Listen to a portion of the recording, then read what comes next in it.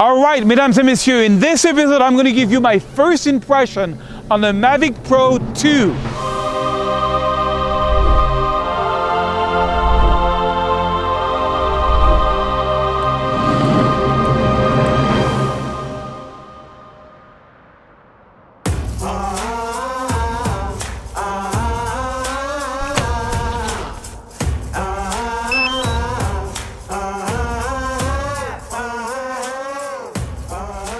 All right, so there's a few settings that I recommend.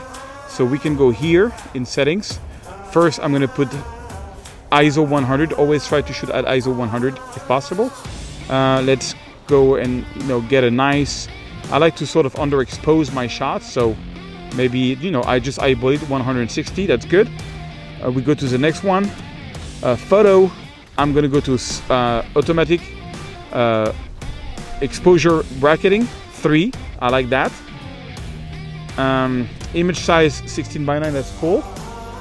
Image format, I'm gonna go RAW. White balance, it's very important to set the white balance. I'm gonna go sunny because it's sunny today. And style, none. Color, I'm gonna go normal. Okay, now the third settings, save original hyperlapse, make sure it's on as a RAW file because I will do the hyperlapse in Lightroom. So that's very important. Lock gimbal when captured, that's good for better stability. And that's about it for now. Of course, I shoot manual. As I said, 100 ISO 2.8, 1/200 per second. Okay, so now all of this was for photos. Now I'm gonna go into the video mode. Same thing, I click on here. I'm gonna put 100 ISO, 2.8.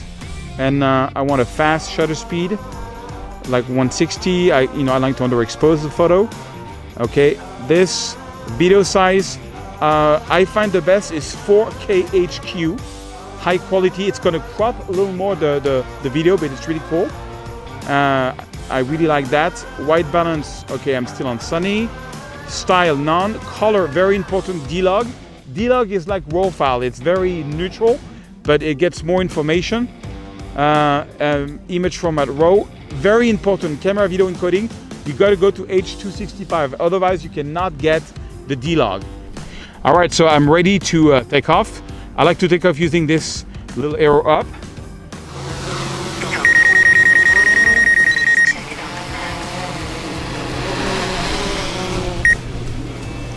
I can see I'm too bright, so I'm going to go here and I'm going to increase the speed. I should put an ND filter on, but there's no ND filter yet. So I'm gonna do it this way. This is much nicer. And I'm just gonna start recording. So now it's recording and we can do some flying. Let's go.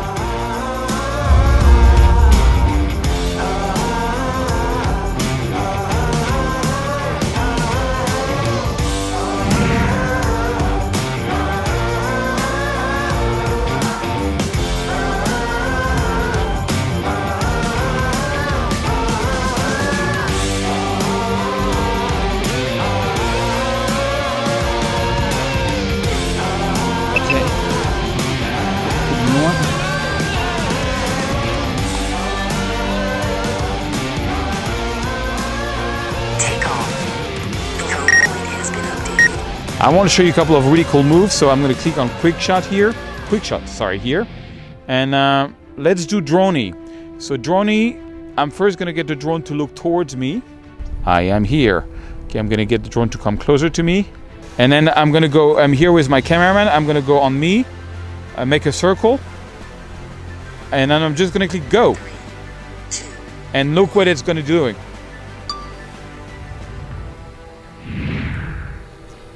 So there's another quick shot that I like. It's called the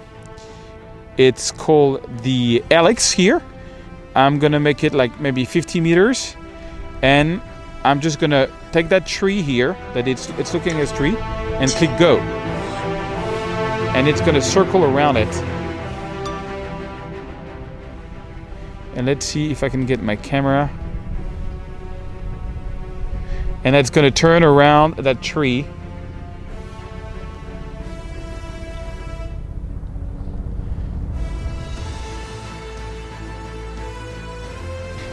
there is another one that I really like, and it's called the Asteroid, and it does this really funny effect. You will see. So I'm gonna go here and then click go. 2, 1.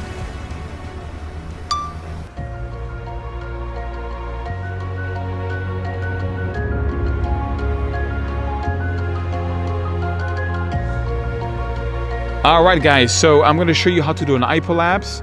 So this is my first. I'm not an expert yet. Agree. I'm going to go to hyperlapse. Yes, I want the original photo. I do want that. And I'm going to go waypoint. Okay, click OK. So select at least 2 waypoints. So I'm going to click plus to select one. Okay, plus. Point number 1. Then I'm going to orient the camera. Point number 2. Then I'm going to orient the camera. Point number 3. And I'm going to say, so video length, no, I don't want 9 seconds. That's too long. I want 7 seconds. That's good. And 2 seconds. Go. And now it's going to do its thing. So that's my first test of an hyperlapse. Anyways, let's go into Lightroom and let's see what we got after this whole day of shooting with the Mavic Pro 2. All right, so I'm back into Lightroom with the photos taken also with the drone. I will do a separate video on how to do hyperlapse and another one on how to retouch the videos. But let's talk photos first. So what I did is I HDR everything, but the problem is that it's only +1, -1, and 0. I need to figure out how to do that. If you know the solution, you can give me, you can leave it in a comment under the video.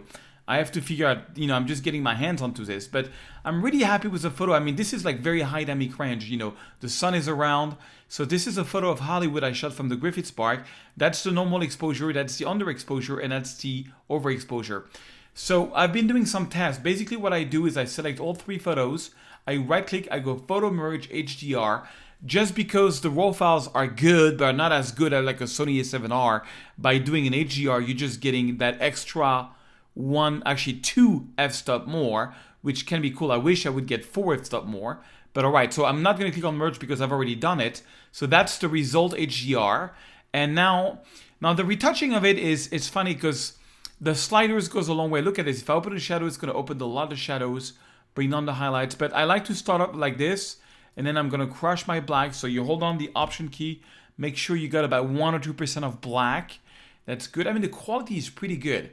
And then I am going to, once I'm going to do my white point. So same thing here, but the white point, you don't want to blow anything off like this.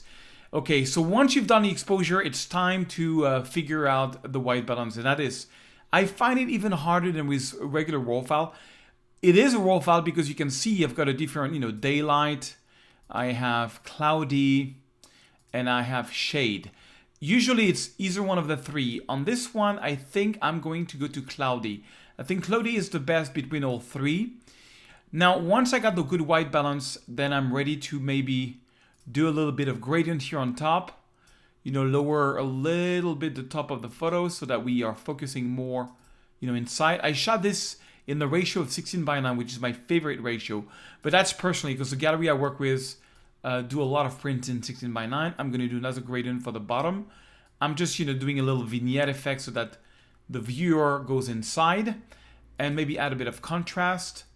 And, you can always fine tune using the curve here. So you can play around with shadows. See, maybe open the shadows from here. It's just going to do something different. Open up the darks here. Bring down some of these lights. I just play around with it and see what gives me the best result. So, and it's kind of cool to do the basic exposure and to do that. I don't add clarity because I don't like what it does. I want to go for a natural feeling. I actually do a little bit of minus clarity, but just like -2, 1.3.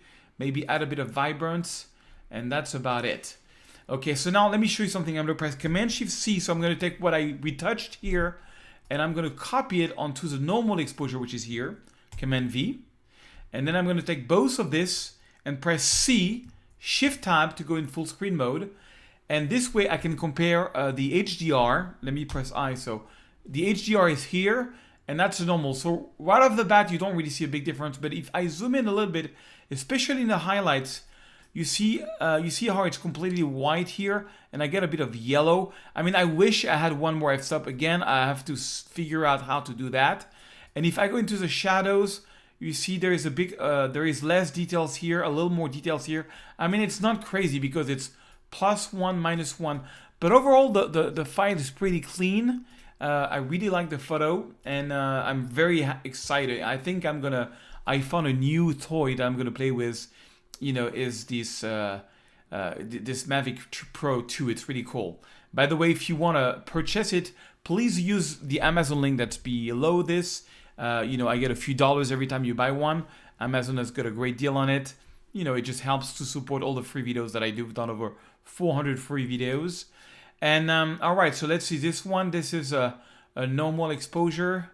This is, oh, that's the HDR. So that is the overexposed, that is the underexposed, and that's normal. Again, you don't see much difference, but I already did the HDR for you to go faster. And by the way, I'm giving you all these raw files so you can see for yourself. I'm giving you the HDR files, this one and the other one, so you can see the quality of the Mavic Pro.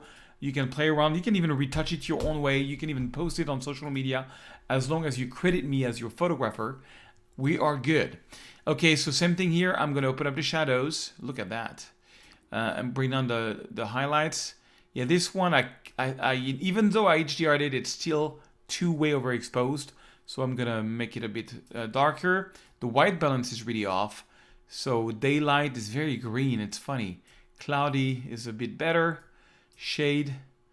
There's a lot of green, so I have to have magenta to take out the green because I don't like the green. And maybe, you know, add some contrast.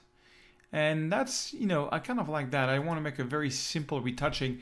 And now I can compare it to the normal exposure by selecting it and then pressing, I can synchronize what I did, synchronize. And same thing, press C on a keyboard, Shift Tab. So press I.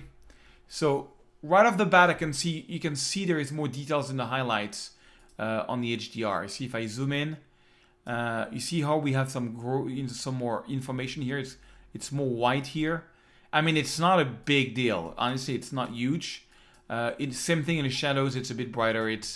You know, but you might as well do the HDR. I just have to figure out how to do +2, -2, and voila, I shot a couple of other shots like this. Let me show it to you in full screen. That's one of my favorite also from that night. Downtown LA, that's the Greek Theater. I love that cloud and that light, it's pretty cool. Another view of the Griffith Park, like it too. And last but not least, a view of the Greek Theater in Los Angeles, you know, with this beautiful sunset. So I really love the Mavic Pro, and download the source file so you can see for yourself.